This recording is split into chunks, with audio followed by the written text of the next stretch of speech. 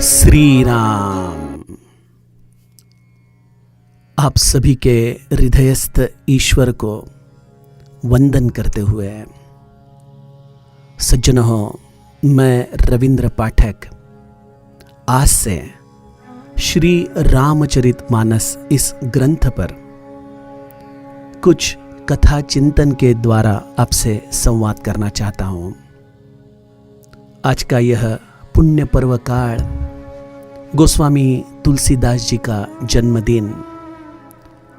इस ग्रंथ के रचयिता गोस्वामी तुलसीदास जी, जिन्होंने केवल हमें एक ग्रंथ नहीं दिया बल्कि इस रामचरित्र के आधार से प्रत्यक्ष प्रभु रामचंद्र को हमारे जीवन में उतारने की विधि इस ग्रंथ के द्वारा उन्होंने हमें प्रदान की है।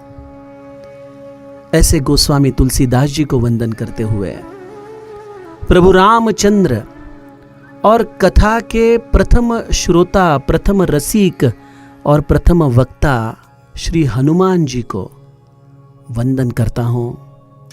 मेरे सद्गुरु श्री ब्रह्म चैतन्य महाराज गोंदोलेकर, जो महाराष्ट्र के इस भूमि में एक बड़े ही प्रसिद्ध राम भक्त हो गए हैं, उन्हें वंदन करते हुए आज हम बालकांड के कुछ प्रथम श्लोक चिंतन में लेने को जा रहे हैं। गोस्वामी जी इस रामचरितमानस के प्रथम सोपान में, मंगलाचरण में, हमें भगवान गणेश जी, सरस्वती जी, महादेव और माता पार्वती जी तथा सीता जी की वंदना प्रथम कुछ श्लोकों के आधार से बताने जा रहे हैं। सज्जनों, प्रथमतः हम इन श्लोकों का गायन करेंगे और उसके उपरांत गुरु कृपा से जो उसके ऊपर हम चिंतन व्यक्त कर सकते हैं उसके अंदर हम प्रवेश करेंगे। श्री गणेशाय नमः। श्री जानकी वल्लभो विजयते। श्री रामचरितमानस प्रथम सोपान बालकांड। वर्णानामर्थ संघानां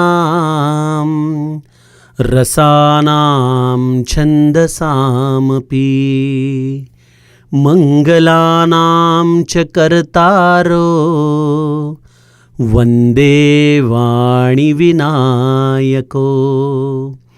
भवानी शंकरो वंदे श्रद्धा विश्वास रूपिणो।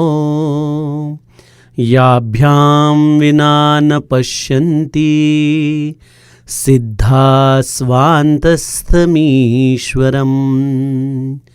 वंदे बोधमयं नित्यं गुरुं शंकररूपिणम्। यमाश्रितो हि वक्रोऽपि चन्द्रः सर्वत्र वन्द्यते। सीतारामगुणग्राम पुण्यारण्यहारिणो।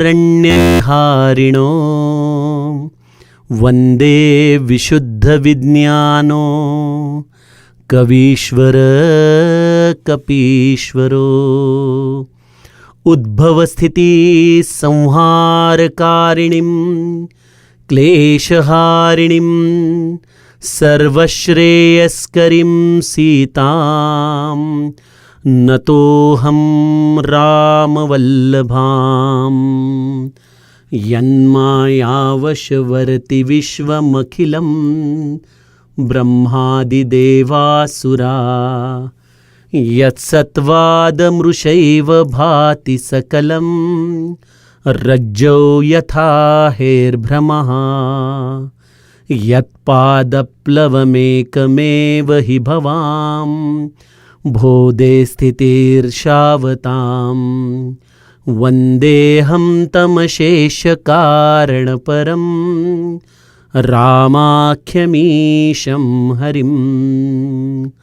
नानापुराणनिगमागमसम्मतं यद् रामायणे क्वचिदन्यतोऽपि स्वांत सुखाय तुलसी रघुनाथ गाथा भाषा निबंध मति मंजुल मात नोती सियावर सियावर रामचंद्र प्रिय हो।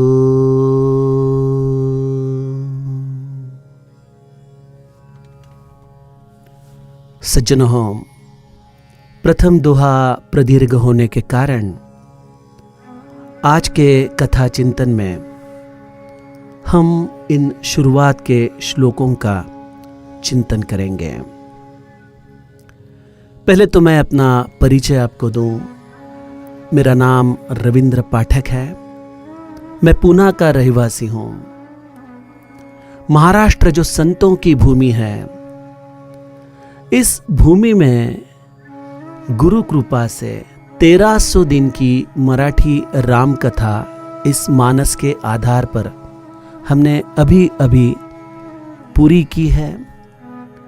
और उसके पश्चात गुरु कृपा से यह संकल्प आया कि यह जो संतों की भूमि है, जिसमें कई संतों ने इस भगवान श्री राम का गायन किया है, उनके दिव्य चरित्र, उनके जीवन के दिव्य सूत्र अमराठी भाषिकों के लिए भी उपलब्ध हो, इसके लिए यह कथा चिंतन हिंदी भाषा में करने का यह एक छोटा सा प्रयत्न है।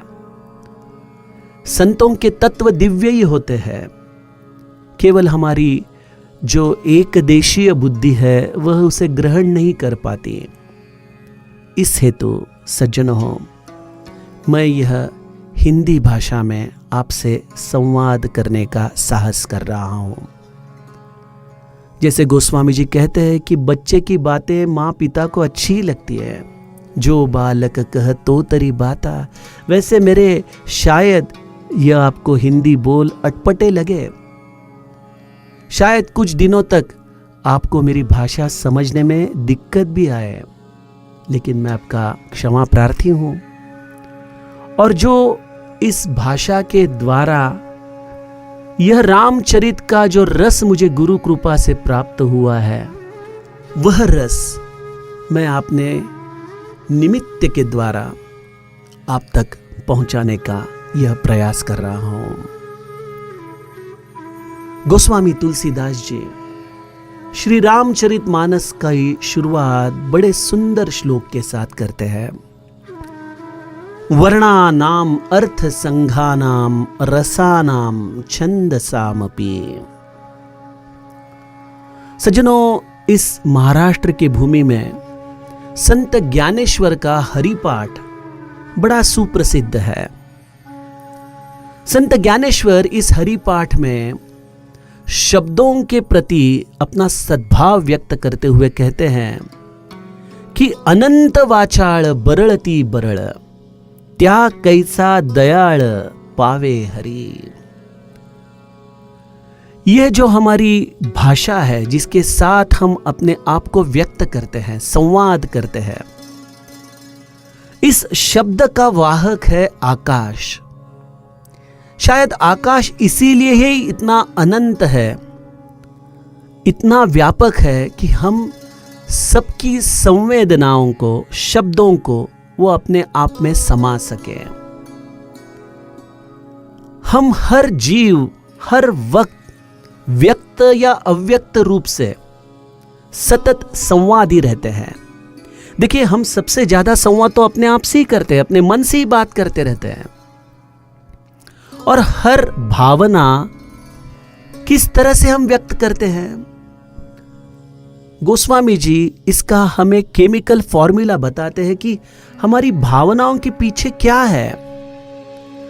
वर्ण, नाम, अर्थ, रस, छंद, इनके आधार से हम अपनी जुबान व्यक्त करते हैं। शायद भाषा कोई भी हो, लेकिन जो बेसिक्स है, जो व्याकरण है, वो हर भाषा का वही रहेगा। हर शब्द कुछ गिने चुने अक्षरों से बनेंगे। वह अक्षरों का एक अर्थ समुदाय बनेगा। वह अर्थ समूह आपके हृदय में एक रस निर्माण करेगा। उस रस के आधार पर आपके जीवन का एक छंद, एक आयाम आपको प्राप्त होगा। और जो आपके विचार होंगे, जो आपके विचारों का आयाम होगा, उसी से ही आपके जीवन की दिशा आपको प्राप्त होगी। अंग्रेजी में एक बहुत अच्छी कहावत है, watch your words becomes your actions. पहले तो आप अपने विचारों पर लक्ष्य दें। वॉच योर थॉट्स, आपके विचार ही आपके शब्द हो जाएंगे। Your thought becomes your words, और जो आपके शब्द है वही आपकी कृति होने वाली है। हमारे जीवन में अगर हम इस रामचरितमानस रूपी ग्रंथ की सुरुचि उत्पन्न करना चाहते हैं, तो जिन अक्षरों के साथ हमारे हृदय में भावनाओं का जन्म होता है, वो अक्षरों का जो जनक है, ऐसे मां सरस्वती और गणेश जी की वंदना गोस्वामी जी करते हैं। क्योंकि इस समस्त ग्रंथ का संवादी रूप है अक्षर। अगर इन अक्षरों के द्वारा हमारे अंतःकरण में राम के प्रति सद्भाव, प्रेम, जिस हेतु हम ये रामचरित गा रहे, अन्यथा हमें क्या हेतु है, क्यों गा रहे हम ये रामचरित? हमें तो प्रभु रामचंद्र का प्रेम प्राप्त करना है। जिन अक्षरों के द्वारा यह हमारी कोशिश है, उस अक्षर के उद्गाता गणेश और मां सरस्वती की वंदना गोस्वामी जी करते हैं। ये दो अलग अलग है क्या? गणेश जी और सरस्वती जी का हमारे जीवन में क्या स्थान है सज्जनों? जैसे आज की तारीख में मोबाइल होता है, मोबाइल का एक नेटवर्क है। इस नेटवर्क में समझो कोई दो नंबर एक दूसरे से बात कर रहे हैं और एक आदमी ने दूसरे को कुछ काम करने को लगाया है, तो इस नेटवर्क के द्वारा दूसरी व्यक्ति कृतिशील हो जाती है। तो गणेश जी इस समस्त ब्रह्मांड का नेटवर्क है और मां शारदा शक्ति रूपिणी है, जो इस विश्व को चेतना देती है, इस विश्व के आधार पर वो कार्यरत होती है। तो हमारे जीवन में सत्कर्म कहां से आएंगे? जब हमारे जीवन में सद्विचार होंगे। और ऐसे सत्कर्म और सद्विचार के रूप है मां सरस्वती और गणेश जी। इसलिए सज्जनों, हम इन दोनों को अंतःकरण से वंदन करते हैं और फिर गोस्वामी जी हमें ले चलते हैं इस विश्व के गुरु पितु मातु महेश भवानी, इनकी वंदना में। भवानी शंकरो वंदे श्रद्धा विश्वास रूपिणो, याभ्याम विना न पश्यन्ति सिद्धा स्वान्तस्तमेश्वरम। इस विश्व के हर कार्य में हमारे पास एक बहुत जरूरी चीज रहती है जो हर एक के पास है। जैसे कि देखिए, हम रात को सोते हैं तो एक श्रद्धा और विश्वास के साथ सोते हैं कि हम कल सुबह जगेंगे और कल सुबह फिर हमारे इस प्रपंच के लिए कार्यरत हो जाएंगे। क्या हमें मालूम है कि हम सोते वक्त इस श्रद्धा और विश्वास की गोद में सोते हैं? बहुत सारी चीजें हम जीवन में श्रद्धा और विश्वास के आधार पर ही करते हैं, लेकिन कई बार हमें इस श्रद्धा और विश्वास की प्रचीति होती नहीं है। चलो, सांसारिक लौकिक कार्यों के लिए आप श्रद्धा विश्वास रखे ना रखे, आपकी मर्जी। लेकिन जिस रामचरित्र में हम प्रवेश करना चाहते हैं, जिस ग्रंथ में हम प्रवेश करना चाहते हैं सज्जनों, वहां पे श्रद्धा और विश्वास जैसे कि जीवन के लिए जैसे सांसें हों, वैसे इस ग्रंथ में अगर आप अपने राम को ढूंढना चाहते हो तो आपके पास श्रद्धा और विश्वास अनिवार्य है, अनिवार्य। उसके सिवा यह केवल अक्षर रह जाएंगे, यह आपके जीवन में रस निर्माण नहीं कर पाएंगे, यह आपके जीवन को एक सुरुचि, एक छंद प्रदान नहीं कर पाएंगे, आपके जीवन का कल्याण करने में शायद ये शब्द असमर्थ रह जाएंगे, क्योंकि आप श्रद्धा विहीन हो, आप विश्वास विहीन हो। मेरे सद्गुरु कहते हैं कि रात को हम कभी ट्रेन से जाते हैं तो हमें मालूम नहीं वो ट्रेन का ड्राइवर सो रहा है, जग रहा है, वो ठीक है नहीं है, वो बराबर चला रहा है नहीं चला रहा है, लेकिन हम उसके ऊपर श्रद्धा रखते हुए जैसे गाड़ी में आराम से सो जाते हैं, वैसे ही सज्जनों इस ग्रंथ रूपी प्रवास में भी हमें इस परम तत्व पर बिल्कुल श्रद्धा और विश्वास रखते हुए चलना है। उन्होंने कहा है तो वो अपने प्रचिति का कहा है, उन्होंने कहा है तो वो मेरे कल्याण के लिए कहा है। इसके ऊपर हमारे तर्क, हमारे संशयों से हम उसे छेद न दें।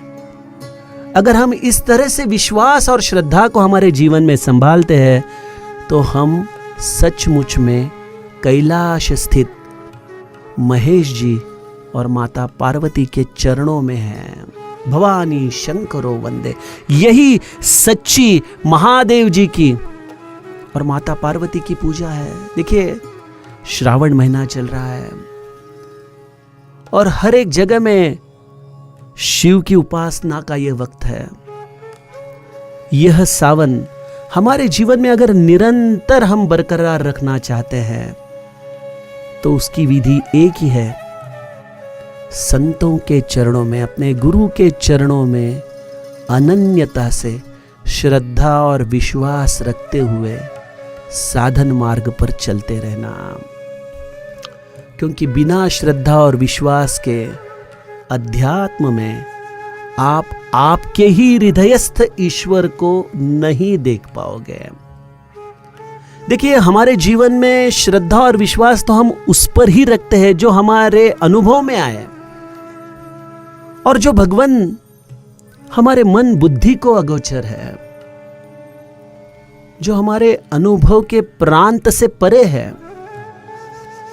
उसे जानने का केवल एक ही मार्ग है, एक ही उपाय है और वो है श्रद्धा विश्वास।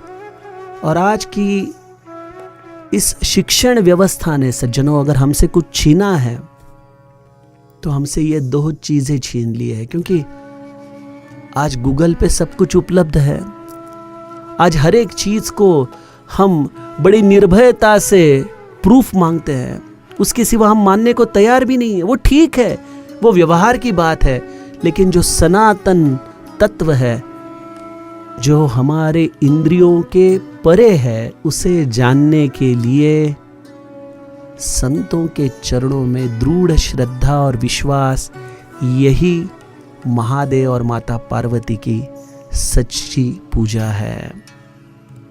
गोस्वामी जी कहते हैं कि अगर आप शायद बुद्धि विहीन हो, आपके पास शायद आज की प्रचलित भाषा में कहा जाए तो आईक्यू नहीं है, आपका बुद्धियांक उतना विकसित नहीं है, या फिर शायद आपका आचरण भी इतना शुद्ध नहीं है कि आप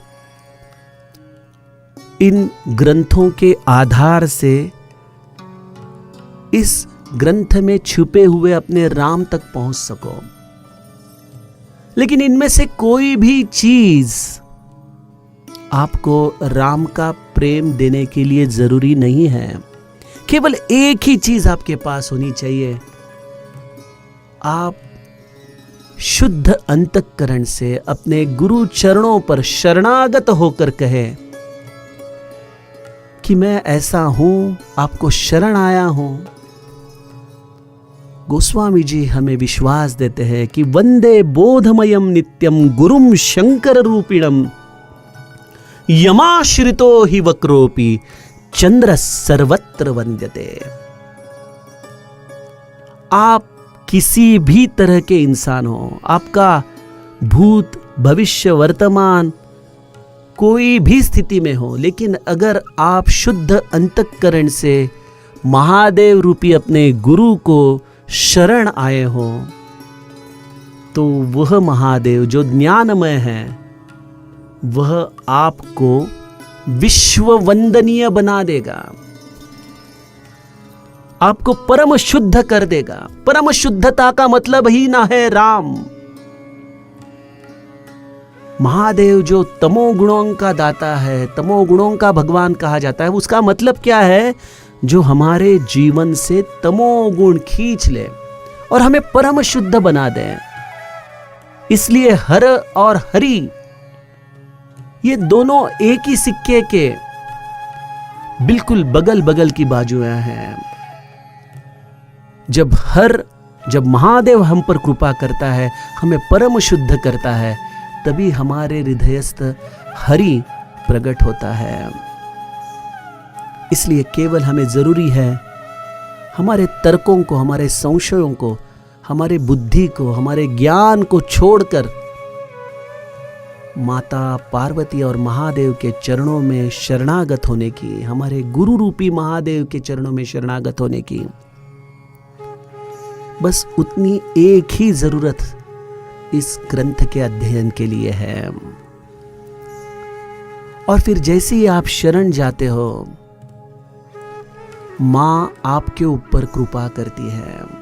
गोस्वामी जी बड़ी चतुराई से हमें इस श्लोकों के द्वारा हमारी मनोभूमिका तैयार करते हुए हमें ग्रंथ में अंदर अंदर लेते जा रहे हैं।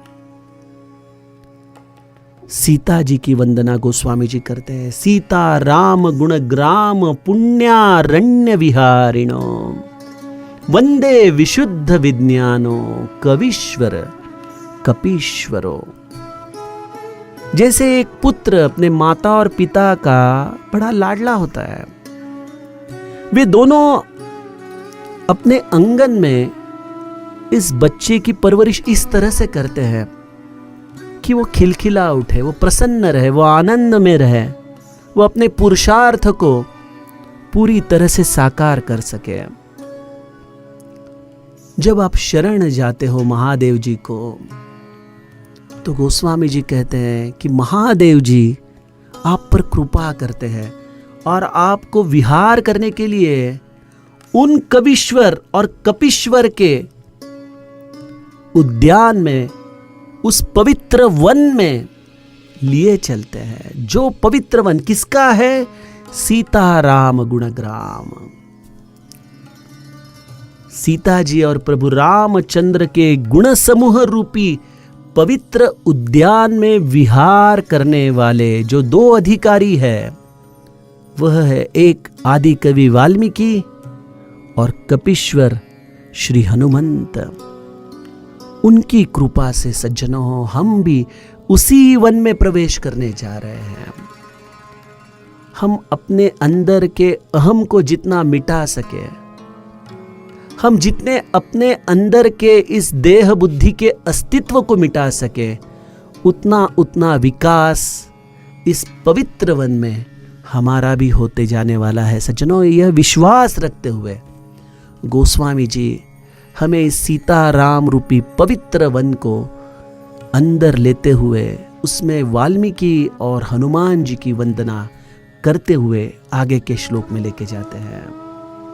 उद्भव स्थिति संहार कारिणीम क्लेशहारिणीम सर्वश्रेयस्करीम सीताम नतोहम राम वल्लभाम।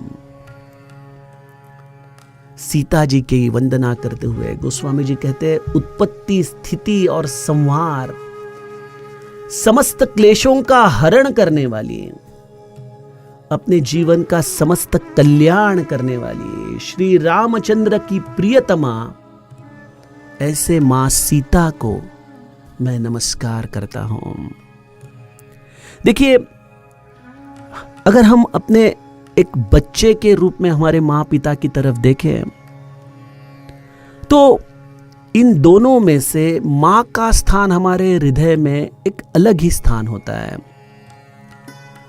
जैसे हम बचपन में कभी माँ ने हमें बिल्कुल बहुत अच्छी तरह से संवारा है और हमें कहीं बाहर ले जाना चाहते हैं माता पिता, और माँ ने हमें संवार कर थोड़ी देर अकेला छोड़ा है, तब तक हमने वापस अपने आप को गंदा कर लिया, तो पिताजी हमारी तरफ देख के हमें डांटते हैं, अरे तुझे क्यों गंदा होना था वापस, अभी तो इतना अच्छा माँ ने ठीक किया था। पिताजी डांटने लगते हैं, लेकिन माँ तुरंत भाग के आके कहती है कि नहीं नहीं रुको रुको, मैं उसे वापस संवारती हूँ, आप उसे डांटिए मत। सज्जनों, जिस तरह से माँ अपने इस प्रेम छत्र के आधार से हमें संभालती हैं, गोस्वामी जी जानते हैं कि हम जीव हैं। भले हमारा मन सीता राम गुणग्राम पुण्यारण्य विहारिणों में जाना चाहता है, विहार करना चाहता है, लेकिन तभी हमारा मन विषयों में भी आता है। विषयों के आधार पर हम कई बार अपने आप को मलिन कर रहे हैं। ऐसी मलिन स्थिति में प्रभु रामचंद्र हमें शायद अपने पास न ले, इसलिए गोस्वामी जी अपने माँ के चरणों में वंदन करते हैं कि हे माँ, तू मेरा समस्त कल्याण करने वाली है, तू प्रभु रामचंद्र की प्रियतमा है।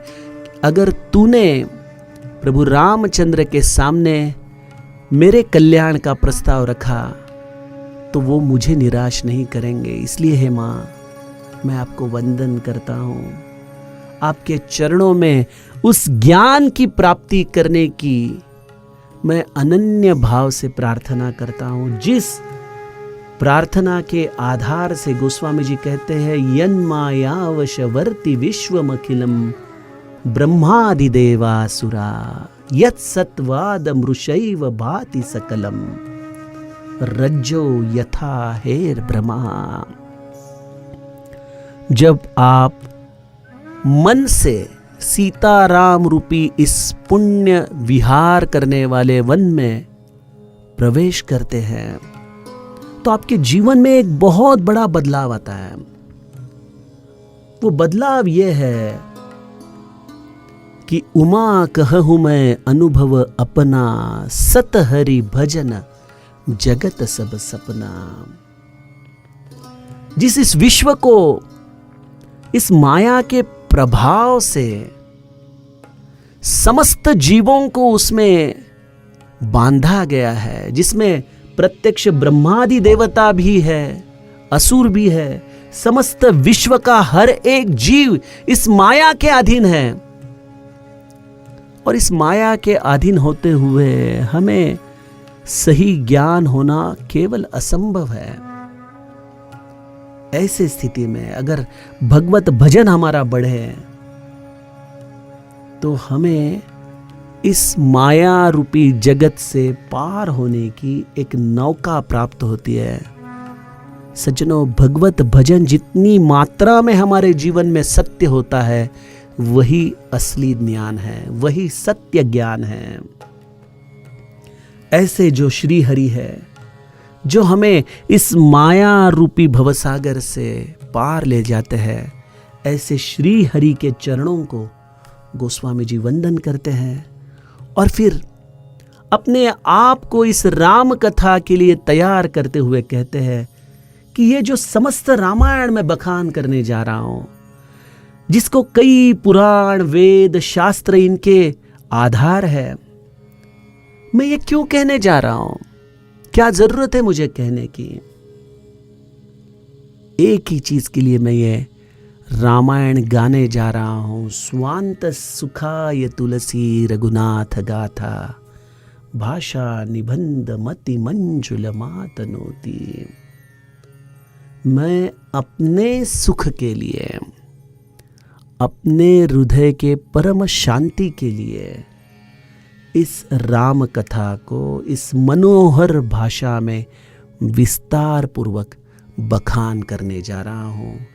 इसमें केवल मेरा निज स्वार्थ है, मेरा स्वांत सुख, यही मेरे कथा के निरूपण का मुख्य उद्देश्य है। और सज्जनों, इसी उद्देश्य के आधार पर यह एक किंकर भी यह कथा आपसे संवाद करने के लिए तैयार है। बस आप इसे सुनते जाइए और आपके हृदय में राम के स्नेह का अनुभव कीजिए। जानकी जीवन स्मरण जय जय राम।